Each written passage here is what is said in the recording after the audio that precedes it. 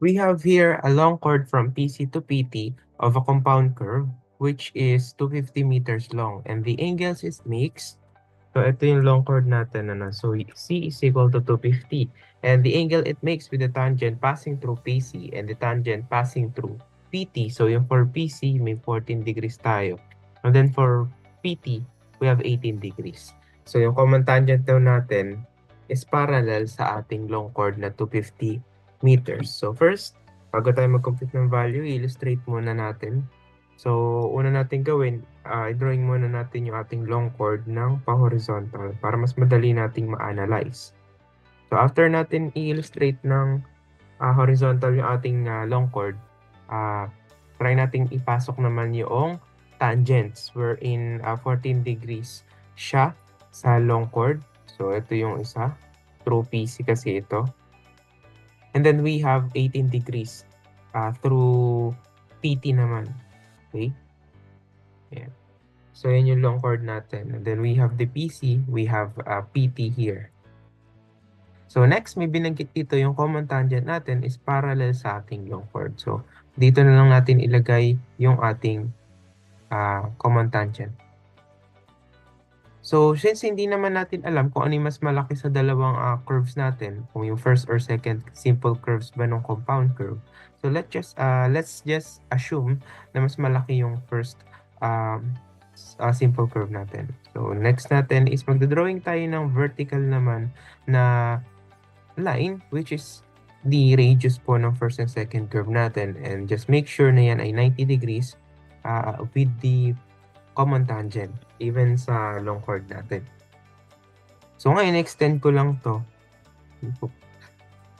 And then now we have to draw the curves. So we have from PC papunta dun sa may gitna, which is the PCC. Okay?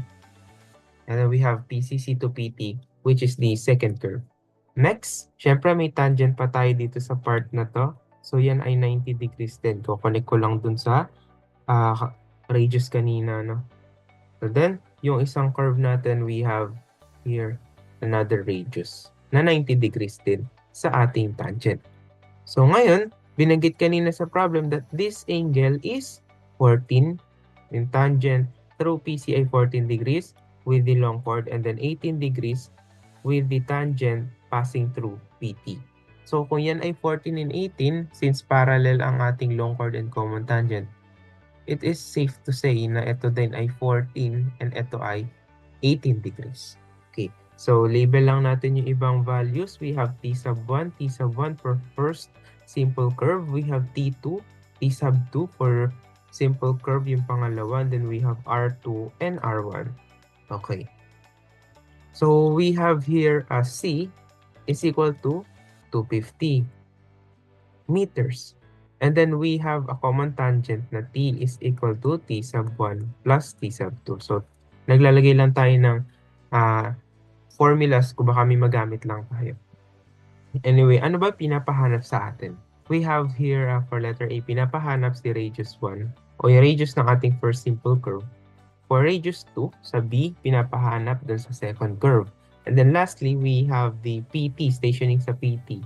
Ano daw yun? Given na yung stationing at PC is 8 plus 950. Okay? Wherein, ayan, value na yan, tinuro na natin nung previous module natin na yung 8 plus 950 is just equal to 8,950 meters. So, paano ba natin mahanap yung values na yan? So, let's try to look sa ating given. Okay? So, binigyan tayo ng 250 na compound, na long chord from PC to PT. So, ano kaya yung mga kailangan natin na values in order for us to compute the values na nire-require sa atin? So, if we connect yung PC papunta sa ating PCC using a straight line, and then PCC to PT using a straight line as well, we will form a triangle po, ano? And if ihiwalay natin, we have this triangle.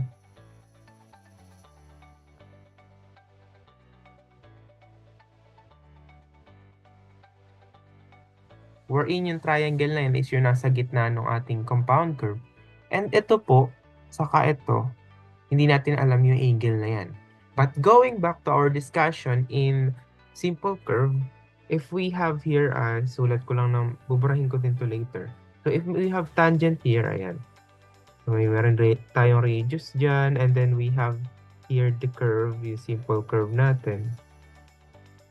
Kung halimbawa, i-connect ko dito from this point, start ng curve, papunta sa dulo ng curve, we know that this angle is I. Okay? But this angle po is I over 2. Applying this concept dito sa ating compound curve problem, kung ito ay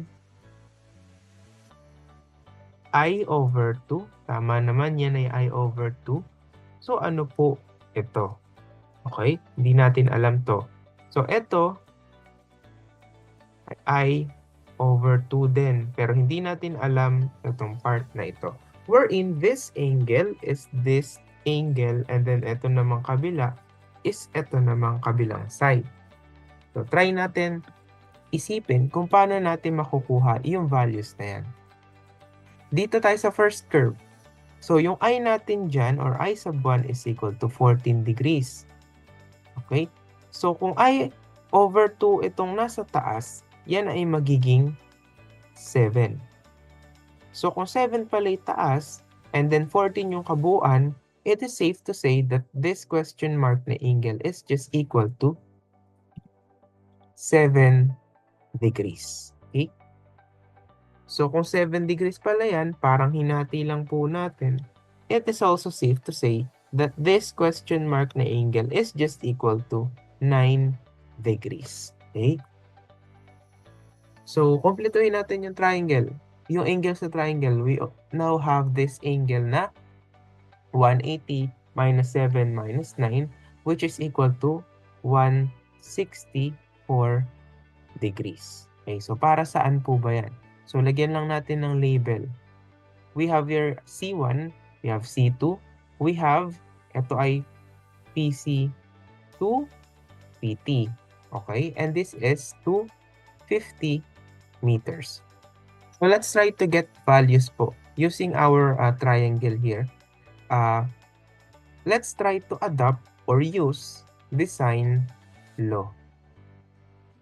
So we have C sub 1 o yung chord sa ating first simple curve over sine of 9 degrees. We now have 250 over sine 164 degrees is equal to C sub 2 over sine 7 degrees.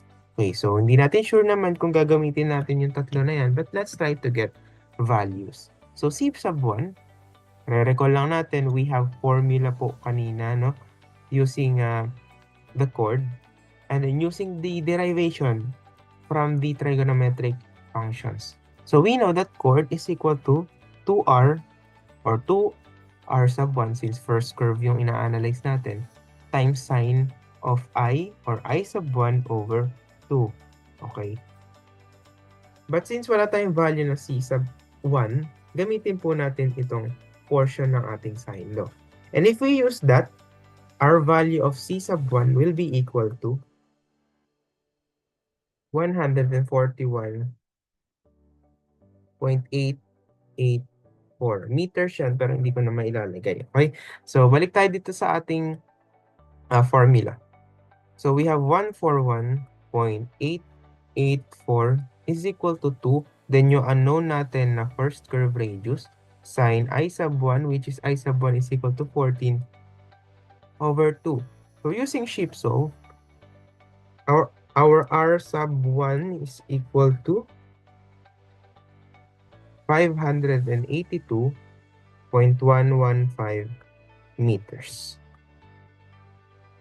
For item letter B, so ituloy lang natin yung sine law na ito. Gamitin naman natin yung C sub 2.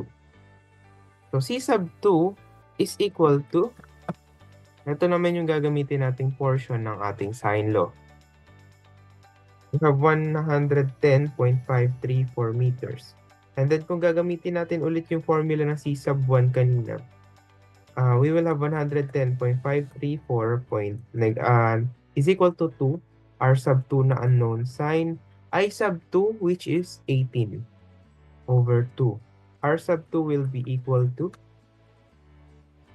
353.292 meters. So, yan na yung ating final answer.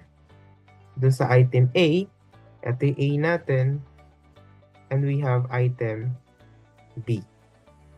And for the last item example, pinapahanap sa atin is ano daw yung stationing at PT.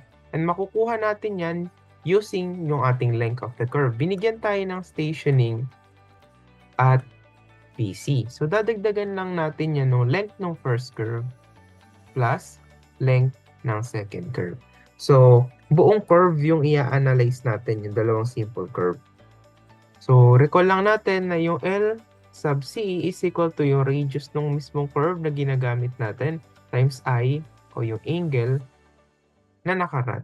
Okay, so we have a stationing at PC na 8,950 plus radius 1 is 582.115. Then yung I1 natin na 14. But don't forget to convert it sa ating rad. So plus, for our radius 2, 353.292 meters times I sub 2 na 18 times pi over 180. So to simplify, input lang sa CalQ, yan ay equal sa 9,203.227 meters or stationing at PT is equal to 9 plus 203.227 meters. So now we completed the required values sa ating example na compound curve.